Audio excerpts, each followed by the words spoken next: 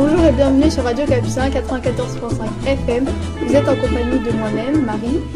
Nous avons eu la chance de rencontrer et interviewer un sportif de haut niveau, Nino Fraguela.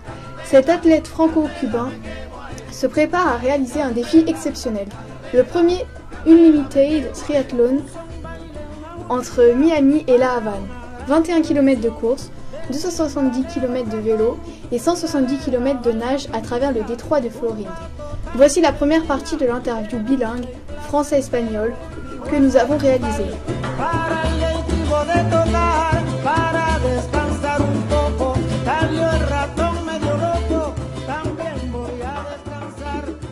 Qu'est-ce qui vous a donné envie de faire ce projet? Bon, ce projet d'abord, on l'a depuis 7-8 ans. C'était un coup de tête que j'ai eu en allant sur une plage chez moi à Cuba. Une plage que, à l'âge, vous savez, aujourd'hui, j'avais l'habitude d'y aller. Et d'un seul coup, c'était hyper sale, pas de poisson. C'était vraiment très très moche. Et un jour, je me suis dit, je voudrais faire quelque chose, passer un message avec quelque chose de très fort. Pourquoi soutenez-vous l'UNICEF? On soutient l'UNICEF parce que c'est une association qui est hyper reconnue depuis des années pour la défense des droits de l'enfant et qui soutient tous les gens qui travaillent pour que nos enfants d'aujourd'hui, un jour, comme je disais avant, puissent hériter une meilleure nature, une meilleure société. Et aussi, c'est une association qui lutte contre la maltraitance des enfants, contre l'isolement des enfants dans tous les pays du monde. Et je pense qu'il y a une urgence mondiale aujourd'hui pour les enfants. Il y a beaucoup d'enfants qui sont maltraités et oubliés dans la misère. Voilà. Y a-t-il un symbole dans le choix des deux villes que vous rejoindrez? Que symboliza la reunión de las ciudades de La Habana y Miami con este gran proyecto deportivo? No entiendo, ¿es que hay una simbología? ¿Cómo me puedes repetir? Symboliza la reunión de las ciudades de La Habana y Miami con este gran proyecto deportivo. Sí. Primero, The Crossing 2017 es un proyecto deportivo, pero es un poco simbólico, porque en estos momentos hay una relación que se abre entre los Estados Unidos y Cuba de acercamiento. Yo nací en Cuba, aunque soy francés, y el hecho de que un cubano haga un desafío desde los Estados Unidos hacia Cuba, simbólicamente en estos momentos representa algo que va a ser seguido por muchos países del mundo. Un triatlón enorme entre la ciudad donde más cubanos hay en Estados Unidos, Miami, y Cuba. Eso es. Combien d'heures vous entraînez-vous chaque jour? En total, ¿cuántas horas de entrenamiento tiene usted cada día? Bon, je réponds en deux langues, non? Comme vous voulez. Bon, et ça c'est dur à répondre, ça dépend, des fois c'est 6 à 7 heures par jour. En gros, ça fait 30 heures à 35 heures par semaine. La plupart c'est la natation. Après, il y a la course à pied et le vélo. O sea, me entreno entre 6 y 8 horas diarias, 6 días a la semana, hace 30-35 horas por semana, que es mucho. Combien d'heures vous entraînez pour chaque discipline? ¿Y cuántas horas de preparación por disciplina? Sí. Decía, lo más importante es la natación, porque son 165 kilómetros a nadar en 2 días y medio sin pararse. O sea, en natación hacemos entre 50 y 70 kilómetros semanales, que es mucho, sobre todo en piscina. Y vamos en mar muchas veces. Ciclismo son 10 a 12 horas por semana, natación serían 20 y la carrera a pie serían 2 horas por semana. Todo hace 30 a 35 horas por semana. Quelle partie du triathlon préférez-vous? La natation. J'étais un ancien poloiste depuis tout petit et je suis plus à l'aise en natation. C'est pour ça qu'on a choisi un défi où la natation c'est le plus important. C'est la natation la plus difficile et dangereuse au monde. C'est le Détroit de la Florida où il y a 165 km avec tout ce qu'il y a dedans à traverser. Quelle partie trouvez-vous la plus facile ou la plus difficile? Bon, la plus facile c'est nager. Par contre, la plus difficile c'est nager 165 km. C'est la plus facile et la plus difficile.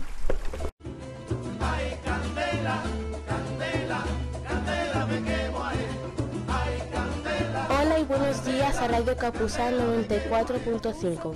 Es esa compañía de Verónica. Tuvimos la oportunidad de encontrar a Nino Franguella, un deportista de alto nivel. Este atleta franco-cubano se prepara a realizar un reto excepcional. Nino Franguella prepara el primer triatlón entre Miami y La Habana. 21 kilómetros de carrera, 270 kilómetros de bici y 70 kilómetros de natación por el estrecho de Florida. Ahora vas a escuchar la entrevista en francés y español que le hicimos con Nino. Comment vous préparez-vous pour un effort aussi lourd? Bon, ça c'est une question qu'on me pose toujours. Ces défis-là, ça va au-delà de ce qu'on considère aujourd'hui que ça peut être la résistance humaine. C'est un défi qui va se passer sur 4 jours d'affilée, où d'abord il y a la condition physique, mais vite fait ça va passer à la tête. C'est la préparation mentale. Et les choses qui me font tenir, c'est vous, c'est toutes les associations pour lesquelles on travaille, c'est tous les gens qui sont derrière nous. On a une équipe de 50 personnes, et 35 à 50 personnes, et on s'est dit on ne peut pas arrêter. Récemment, on a fait un défi à Marseille la semaine dernière, où j'ai resté 24 heures sans dormir. On a fait 40 km de vélo, de natation, 170 de vélo pendant 7 heures la nuit, jusqu'à 5 heures du matin, et on a couru 15. Et quand je nage et je fais tout ça, je pense à vous, à tous les gens qui me suivent, et on s'est dit qu'il faut y arriver. Pourquoi avez-vous choisi la piscine de Milan pour vous entraîner? Pourquoi opter pour la piscine de Milan pour sa préparation? Bon, j'ai choisi la piscine de Milan d'abord parce que j'habite dans la région. Ma fille, la plus petite qui a 9 ans, s'entraîne ici. Moi, je suis triathlète et avant mon défi, je m'entraînais aussi ici.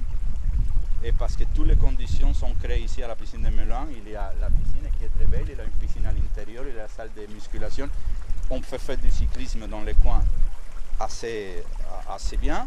Et on court, on a la piste d'athlétisme jusque derrière. Donc tout est créé. Je m'entends bien avec les profs et la direction de la piscine, donc tout est créé pour qu'on s'entraîne là. De quoi est composée votre alimentation avant un challenge? Moi j'ai 55 ans, je ne suis pas un tout jeune. On a testé pendant des années beaucoup de choses diététiques, naturelles, tout ce qu'on peut tester. Moi je suis professeur de sport depuis 35 ans, coach sportif. Aujourd'hui mon alimentation elle est tout simple, elle est tout naturelle. Je mange quand j'ai faim, je ne prends presque pas de compléments alimentaires. Je mange de tout un peu et je mange comme je le sens. Je ne me fixe pas, même si des fois on prend quelques gels, quelques barres, mais je dirais que c'est une alimentation saine et naturelle, sans beaucoup de compléments alimentaires. Comment s'est passé le challenge de Marseille? À Marseille on a déjà fait 4 challenges. Depuis juin 2015, les derniers ça fait une semaine et 10 jours. C'était très sympa. Et on a nagé tout Marseille, de l'Estac jusqu'à les Calanques. On a commencé à 6h du matin à nager et on a fini à 20h30, 21h. Et après, à 21h30, on a pris un vélo jusqu'à 5h du matin. On a fait 168 km de vélo. Il y a la télévision qui est venue, il y avait des gens qui nous attendaient au port de Marseille et qui étaient très contents. Et voilà, et ça s'est passé très bien. C'était un super défi. Avez-vous déjà failli abandonner un challenge? Bon, abandonner, non, pas encore. Je n'envisage pas tout de suite, mais il faut reconnaître qu'il y a des situations où on va être confronté où on ne sait pas. Il faut toujours avoir un plan A, un plan B et un plan C. Je dis ça à tous mes élèves de sport. Si le A ça marche, c'est bien, sinon on prend le B, sinon on prend le C. Mais il faut toujours avoir une autre solution de rechange. Non, je n'ai jamais arrêté un défi encore. Je vous dis, je pense toujours aux gens qui sont derrière moi et ça me donne une force assez étonnante. Combien de jours de repos vous faut-il après chaque semaine? Repos, je ne prends pas beaucoup. C'est-à-dire, j'ai fini un challenge, je ne me rappelle pas si c'était samedi ou dimanche, ou lundi peut-être. C'était lundi, oui, c'était lundi. Et mercredi, je m'entraînais ici. Non, je ne prends pas beaucoup de repos. Je pense que je travaille comme je sens mon corps. Si j'ai besoin de repos, mon corps me le réclame, je prends 2 jours. Et il n'y a rien qui est prévu. Des fois, je passe 3 semaines sans prendre un repos. Je m'entraîne de lundi à dimanche pendant 3 semaines.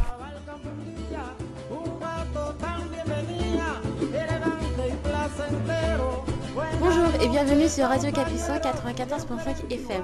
Vous êtes en compagnie de moi-même, Athanel. Nous avons eu la chance de rencontrer et interviewer un sportif de haut niveau, Nino Fraghella.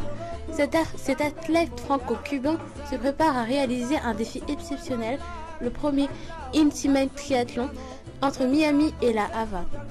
21 km de course, 270 km de vélo et 170 km de nage à travers le détroit de Floride. Voici la suite de l'interview bilingue français-espagnol que nous avons réalisée. Avant de commencer le défi, vous faites un repérage ou vous découvrez tout Non, je ne fais jamais de repérage, ça me stresse. On me dit souvent que je fais beaucoup d'Ironman et je ne vais jamais aux réunions d'avant. Je fais partie des gens très peu de gens qui font ça. C'est-à-dire, je connais à peu près, mais je ne fais pas de repérage. Il y a des gens qui le font pour moi, pour le défi, et ils me disent à peu près comment ça va être, mais je ne fais pas moi, non. Les routes sur lesquelles vous allez courir et rouler, c'est pas facile. À Miami, c'est plat, mais il y a du vent. Et surtout le vélo, c'est de Miami jusqu'à Key West. C'est je ne sais pas comment on dit, pedraplén ou terraplén. Mais c'est plat. L'équipe, bon. On a choisi une équipe aujourd'hui, on est à 20 personnes déjà. On va monter à 35. Et au départ, on a choisi... j'ai choisi des amis, surtout des gens que je m'entendais bien, des professionnels. Et à fur et à mesure, l'équipe il a évolué. Et pour moi, le plus important, c'est la fidélité et quoi dans le projet. On peut être les meilleurs au monde dans une discipline que si on n'est pas fidèle et conséquent et on sent ce qu'on doit faire. Et c'est là le plus important pour moi, que ce soit une équipe soudée parce qu'on va être confronté à des situations très très difficiles, surtout en mer. Et si on n'est pas soudé, on ne peut pas. Il faut que je dise à chaque personne qui me suit que c'est une prolongation, comme on dit, de ma personne. C'est-à-dire que les gens ils doivent me rassembler. Sinon, c'est pas possible. Tous les mots parlent-ils espagnol? ¿Hablan todos español? Ah no, español, hablamos uno, bueno, hay un equipo en Miami que son cubanos, que viven en Estados Unidos, hablan español. Y hay otro equipo en España que hablan español, pero la mayor parte del equipo son francófonos, de habla francés. Los 10 más cercanos a mí son franceses, no hablan español, o sea que es un proyecto internacional donde hay 3 lenguas, español, inglés y francés. Comment avez-vous trouvé vos sponsors? On n'a pas trouvé encore, on est en train de les chercher, on en a trouvé quelques-uns, mais surtout on a un site internet de crowdfunding, c'est le mot de participation où les gens ils vont nous donner de l'argent, ils commencent déjà à le faire pour nous aider. Et on a des rendez-vous avec des sponsors qui sont intéressés pour nous suivre. Que vous apporterait-il vos sponsors? Comment? Qu'est-ce que ça vous apporterait d'avoir des sponsors? Les sponsors déjà fait le défi, vous savez c'est un défi qui est très très très cher. Il faut des bateaux, des hélicoptères, des catamarans, il faut beaucoup de choses. C'est un projet qui va coûter entre 300 et 350 000 euros. Donc il faut de l'argent, en plus une partie, tous les bénéfices, et ça va aller à des associations pour la défense de la nature et de l'enfance. Donc ça motive les gens, les donateurs. Dans votre vidéo, on voit surtout nager. Pourquoi mettez-vous cette épreuve plus en valeur? C'est pas moi, c'est les gens qui viennent nous voir. Tout le monde est excité avec la natation parce que c'est les trois de la Florida. Et des fois, on me demande si je suis nageur, que non, je suis triathlète. J'insiste pour que les gens me parlent. du vélo et de la course à pied, mais tout le monde parle de la natation, des requins et des méduses. C'est ça qui les intéresse. Mais c'est vraiment un triathlon et pour moi, c'est les trois disciplines. Pour moi, c'est la même chose. De quoi est composée votre alimentation pendant un challenge? Pareil. Comme je le sens, on a une préparation avec un des diététiciens, un copain qui est sur le bateau. On prépare d'avance les boissons liquides et quelques bars. Et après, on se fait des repas et on mange normalement dans l'eau. Mais quand j'ai faim, il n'y a rien qui est programmé chaque heure comme ça. Comment arrivez-vous à boire et manger pendant vos défis? Bon, pour manger et boire dans l'eau, je m'entraîne ici déjà avec une glacière que j'amène. En mer aussi, je m'arrête dans l'eau et je mange et je bois et je continue à nager. Et bien sûr, on choisit des aliments qui me font du bien.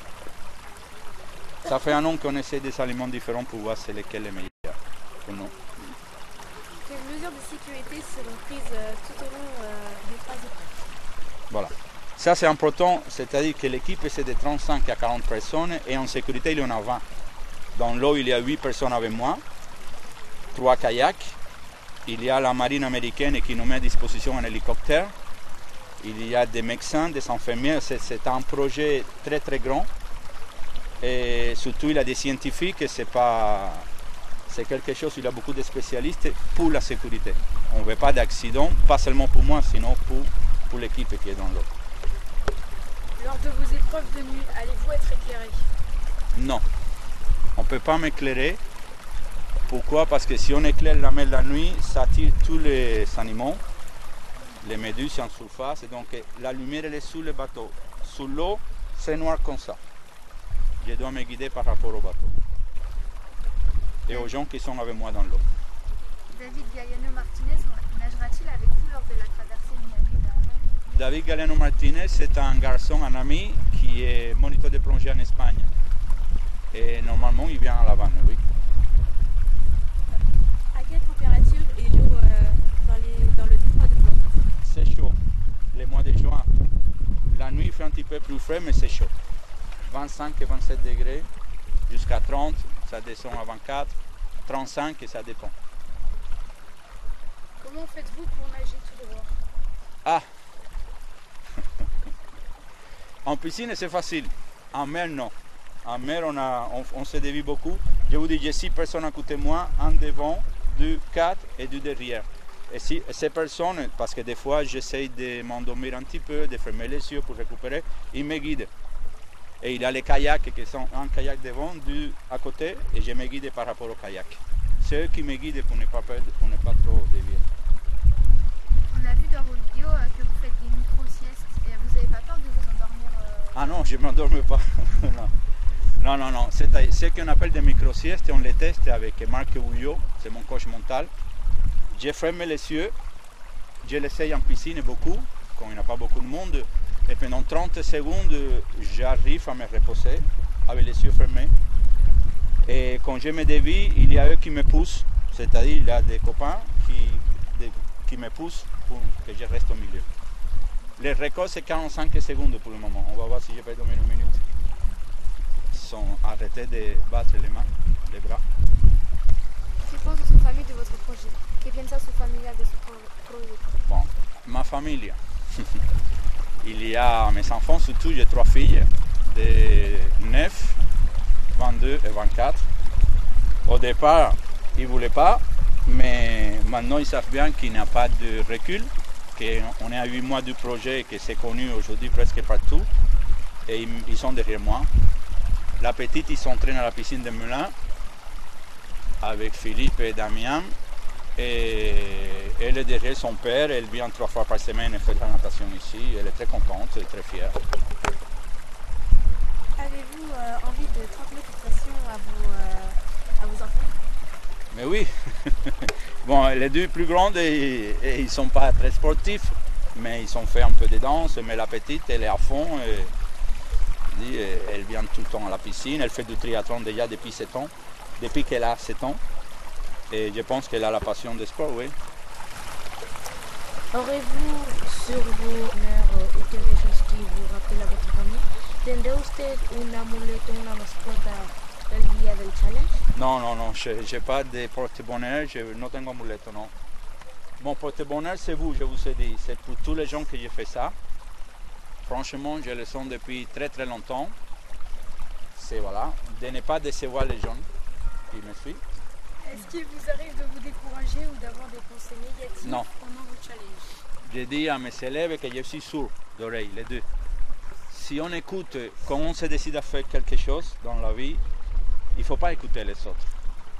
Tu réfléchis, tu as ton idée, tu fais une étude et tu vois que tu as une chance de réussir et tu fonces dedans. Il faut être sourd, tu n'écoutes pas les autres. Et surtout tu te dis, il faut que je le fasse, je n'ai pas le choix. Et c'est comme ça qu'on peut faire tout ce qu'on veut. ¿Avez-vous peur d'échouer? ¿Tiene usted miedo a que salga mal el challenge? Aucun, je n'ai pas peur. À mon âge, je pense qu'on a beaucoup de recul, je disais ça, et peur, on n'a pas peur. On sait que ça va être une galère, on est prêt. On sait que ça va être un truc que personne n'a fait dans le monde. C'est un énorme défi, mais on dit qu'on va arriver, et non, non, on n'a pas peur. Quelle est la première chose que vous allez faire en arrivant à Cuba? Moi, c'est pas, je embrasser mes filles, embrasser les gens qui sont là. Je l'essaye en piscine beaucoup, quand il n'y a pas beaucoup de monde. Et pendant 30 secondes, j'arrive à me reposer avec les yeux fermés. Et quand je me dévie, il y a eux qui me poussent, c'est-à-dire il y a des copains qui me poussent pour que je reste au milieu. Le record, c'est 45 secondes pour le moment. On va voir si je peux dormir une minute. Ils sont arrêtés de battre les mains, les bras. Que pense votre famille de votre projet? ¿Qué piensa su familia de su proyecto? Bon, ma famille. Il y a mes enfants, surtout j'ai 3 filles de 9, 22 et 24. Au départ, ils ne voulaient pas, mais maintenant ils savent bien qu'il n'y a pas de recul, qu'on est à 8 mois du projet et que c'est connu aujourd'hui presque partout. Et ils sont derrière moi. La petite, ils s'entraînent à la piscine de Melun avec Philippe et Damien. Et elle est derrière son père, elle vient 3 fois par semaine et fait de la natation ici. Elle est très contente, elle est très fière. Avez-vous envie de transmettre cette passion à vos enfants?